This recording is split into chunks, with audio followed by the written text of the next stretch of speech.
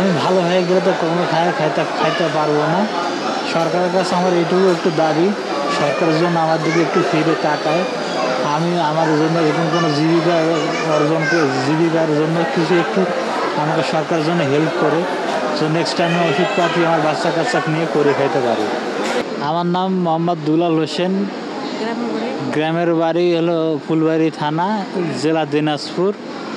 আমি ঢাকায় কর্ম করি রং মিস্ত্রির। আমি উত্তরে আজিমপুরে কাজ করতাম। তা গণ্ডগোলের শুরু থেকেই আমাদের কাজ বন্ধ ছিল। যতদিন বন্ধ ছিল ততদিন আমরা আন্দোলনে মিছিলে গিয়েছিলাম। শুরু থেকে আন্দোলনে মিছিলে আমরা ছিলাম, কারণ আমরা তো দেখতেছি দেশের যে পরিস্থিতি, দেশের যে চাহিদা, আমরা এইসব করি খাওয়া আমাদের খুব কষ্টকর। এই জন্যে আমরা আন্দোলনে গিয়েছিলাম। তো শুরু থেকে আন্দোলনে গিয়ে আমার কোনো ক্ষতি হয় নাই। শেষে আন্দোলনে গিয়ে যে তারিখে হাসিনা পদত্যাগ করছে সেই কারণে আনন্দ মিছিল করতে গিয়েই আমাদের এই দুর্ঘটনা ঘটেছে। তো এই উত্তরে আজিমপুরে পূর্ব থানা পুলিশে আমরা আনন্দ মিছিল করতে গিয়েই উত্তর আজিমপুরে পুলিশ বার হয়। আমাদের চারোদিকে কোনো হুঁশিয়ার নাই, কোনো কিছু নাই। চারোদিকে গোলাগুলি শুরু করে আমার গুলি লাগছে এমন জায়গায় যে ডান পাশে কোমরে লাগছে, কোমর দিয়ে মাঝখান দিয়ে বাম পাশ দিয়ে বার হয়ে গেছে। মাঝখানে আমার প্রসাবের থলি, পায়খানার রাস্তা, খাদ্য নাড়ির একটা ফুটো হয়ে বাম পাশে পায়ের হিপ জয়েন্ট বলটা যে আছে ওই বলটা ভেঙে চলে গেছে।